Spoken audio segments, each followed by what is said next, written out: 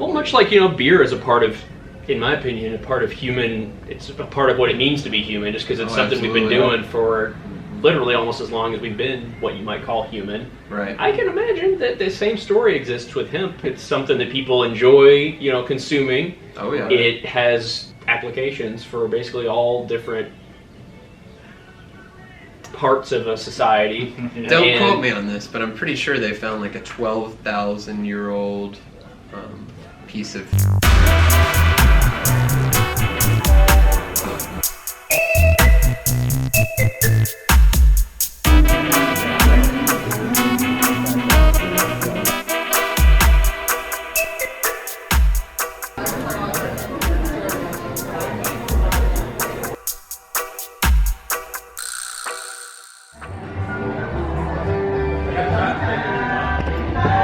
Alright guys, we're out at Third Turn Brewing today for the celebration of Hemp Hop Hooray, which is a day kind of commemorating some special brews done by the guys at Third Turn. They've done a peach hemp saison and an orange hemp saison, and we've got one of each, and Ricky's gonna try them. Alright, so she told me what they were before we got over here, but I am me, so I just forgot. So, Sure. This one is the peach, and it is very peach forward. If you look at these beers, they're really pretty. They look they're really pretty. They look like you would think a traditional saison would look, completely unfiltered. And I love that it's so thick and it's completely opaque. Yeah. It is so peach forward. Can you taste any like super juicy, the hempiness in there, or is it mostly saison? Yeah, for sure.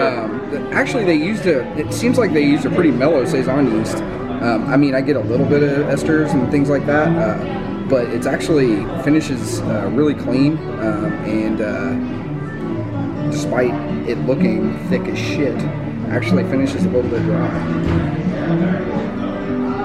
The orange.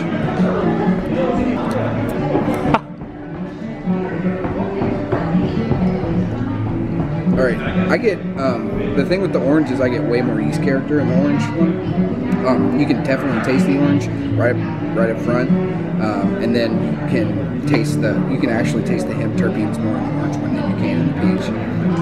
They're really grassy at the end, and it's nice. It goes really well. The orange was a really good addition. I thought the orange one would be more bright than the peach one, but it's the other way around. They're really great beers. After a great day hanging with the Third Turn Brewing Company, my palate was whetted to try some more Kentucky hempy, hoppy, funky beers, and to learn more about this whole Kentucky hempy renaissance thing. So we invited the event organizers, our good friends from Rooted Distributing, that's TK, Father Avocado, and Brent, I'll let you figure out who's who, back to the shop to tell us more about it. Cool. So one of the new kind of trends that we've been seeing popping up around Louisville has been kind of cool, hemp beers. Goodwood Brewing Company just recently put out their Hemp Gosa, which was phenomenal. We actually got to try that for the first time on St. Patrick's Day, hanging out with these guys. A lot of fun. And then Third Turn Brewing Company out in J-Town. So Rooted Distributing is basically a company that partners with agricultural manufacturers. Yes. And you take the products and then try to basically find A market creative ways to bring them into a new market. Yeah, we're trying to take hemp out of the back alleys and put them on the front streets, and just trying to show people, the new faces of hemp, the new agricultural limits of hemp, which are limitless at this point. There's really nothing you can't do with this plant. That's what it seems like. All the stuff that I see on the internet now too, all these industrial applications for the actual fibers. Yes. Kentucky just, I can't say we're at the forefront of kind of being progressive about this, but for Kentucky, we're doing pretty dang good, I would say, in terms of... The only other state that's growing more hemp than we are right now is Colorado. That's awesome. We're beating California, we're beating Oregon, wow. We're beating Washington. Well, maybe I spoke too soon then. Well, in a state that's kind of, losing a lot of its traditional revenue... Tobacco, tobacco and coal and all those other kind of things. Right. It makes perfect sense. Yeah. So, hemp is, obviously it's just a plant, but hemp is not the same thing as cannabis, or what? Actually, it is cannabis. Yeah, talk me through those differences. The only difference between marijuana and hemp is the level of THC. Okay. There's multiple different cannabinoids in hemp. Mainly your top ones are THC and CBD. We remove as much of the THC as we can to be federally compliant. And then when we figure out that there's multiple different uses for it. And that's actually our product right here. John, if you'd like to give it a Sure. try. So basically, we have these industrial hemp farms that are growing a plant out of the ground. Right. They harvest that. A lot of the stalk and the fibrous material, there's a lot of applications for that. One of the biggest uses of hemp when it was federally legal at every point that you could grow it in your backyard was rope. And is it canvas, derivative of cannabis? Because that's what they used to make all the fabrics and stuff out of? Yeah, because it would last forever. I mean, our Constitution's written on hemp paper. That's awesome. Well, George Washington grew hemp. I think Thomas Jefferson grew hemp at Monticello, too. Yeah. It was a Many great industrial patriots. plant, for sure. Right. It was one of our national products for, Country was built on it. Right? Mhm. yeah. The first Model T was mainly hemp products. So they were using what was around them, and that was hemp. And so during that, I guess, kind of that manufacturing process to get those physical materials, a lot of that is you process the plant, and I guess that kind of means squeezing out the liquid. So you're basically harvesting just the most natural oils that the plant kind of produces. It produces, we call it oil because you have to bind CBD, cannabinoids, anything like that with a fat. Gotcha. So the fat that we use is actually MCT oil, which is medium. I put that in my chain smoothie every morning. Exactly. Yeah. Medium chain triglyceride. It's great. amazing. Yeah, it's great on its own. Yeah. It's even better when you add it with CBD. My wife and I take that every single morning. I call it brain lube. It's great. So how do you take it?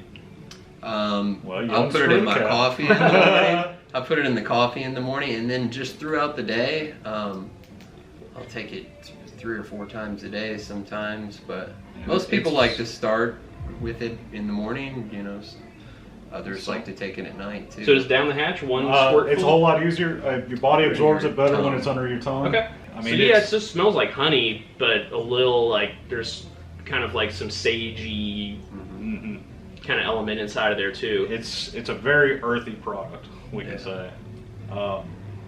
We try to keep it that way because it can actually, we don't want to take away from it in its natural form and what it is. Right. So how long does it take to get in there? It's pretty quick. Okay. Well, it's the first time I've taken it. I'll report it. Sure. But I'm not going to get high. No. It's not going to be one of those things where you're going to have a hard time driving, or you'll have, it's not an intoxicant. Very cool. So this is just one of many products that we can get out of this Right. hemp. Right. I believe that in the next year or two, terpenes are going to be the biggest thing that people are talking about. Yeah, you were telling me about these terpenes, and that's basically what was used to make. That's actually Right. this thing right here. Yeah. And terpenes are organic hydrocarbons. And when you think terpene, just think like essential oil, which an Okay. essential oil is just Well, a hops have a lot of makeup terpenes and stuff, and that's Right. a lot of what's inside of the lupulin that adds the flavor and the Yes. aroma. Yeah. And you let me smell that a little earlier, and I mean, one of the most fun things about experiencing new hops is just how Different. complex and how many varieties of Right. different aromas and Yeah. stuff there are. This is super, super aromatic. Oh yeah. Yeah, it's super Very duper strong. condensed too. It's when Goodwood was actually making their hemp goza, they used the terpenes, and for every 2.5 gallons, they only used a milliliter Wow. of product. It's like the essence of the earth. It's every kind of little Right. herbal aromatic kind of just It's a good condensed way to into one describe thing. it. The It's essence like, of the earth. I like We've, it. and that's why we started working with the breweries, because we kind of feel that people that have the palates that are able to taste the difference in all of our terpenes are going to be the beer people. They're going to be the people that are seeking new and different flavors, Precisely. Appreciate different subtleties. tastes. Yeah. Exactly. well, when we tried this, it was immediately You wanna evident. try it now? Let's crack it. Yeah, Let's let's pour talk it, about yeah. it. And I mean, just cheers to you guys over at Goodwood for kind of, Amazing. picking that up Oh, and yeah. running Yeah, with yeah. it. And Large then, scale, too. Thank yeah. you for doing the Goza. Yeah, Sure. yeah. And glad that you picked that to be the actual front note of it too. We're excited and we'd love to see what other breweries can do, because we have the more hemp that we grow, the more terpenes we'll have. Right. Right. Every strain has a little bit more lemon, or it might have a little bit other. When you think what makes a lemon lemony, think limonene, which is Limonene. is the terpene, that's in most of those citrus fruits in the rind or the peel. It's Super pretty looking beer. I mean, everybody's into sours now. Sours are the new IPA. It's hard to. Yeah, it smells like a Goza, first of all, but then behind that, Yeah. I mean, it But feels it's- like you're laying in a field, or like spring, and like things are just like you said, the essence of the earth. Yeah. Like blooming around you. The fact that Kentucky right now we have 2,300 acres of hemp that are going on this year, but in 1890 we had 23,000, that's crazy. and there was pretty much everything was made out of it. Yeah. Yeah, we're working our way back there, and we want people to see the new faces of hemp. The new, Absolutely. we're making beer from it. We're making protein powders. We're making CBD oil. We're making terpenes. We're making. This is just the tip of the iceberg. Definitely. Right. Let's take it to even the most basic need of toilet paper. For sure. I mean, it's It's one of the most wasteful things in the world. Yeah. yeah. It's I a think one-use every item. toilet should be equipped with a bidet, government standard. For sure. But until we make it to that day, hemp toilet paper would be a great alternative. Yeah, right. Until Absolutely. all toilets have bidets. If somebody wanted to try brewing with terpenes, how did they go? Do you know how they went about adding that into the brewing process? I mean, I would assume it's a lot like adding a hop oil. It probably could be. You'd probably be the better one to ask For sure. about that. So actually, we'd like to give you a milliliter of the terpene. Yeah, we'd love to play around with it. For If you guys sure. want to come in and hang out for an afternoon too, we can put something up together. Oh, yeah. And when someone gives you an offer like that, you just don't say no. So with a milliliter-ish of really aromatic hemp terpenes in hand, we set out to brew a hazy, mildly hoppy New England IPA, 10 gallons, in fact, that'll be split into 2 5-gallon batches. 5 gallons hopped aggressively with some Mosaic and some whatever else we feel like throwing in there. The other 5 will receive the nice, hempy terpenes. Tasting notes coming soon. Brew something awesome.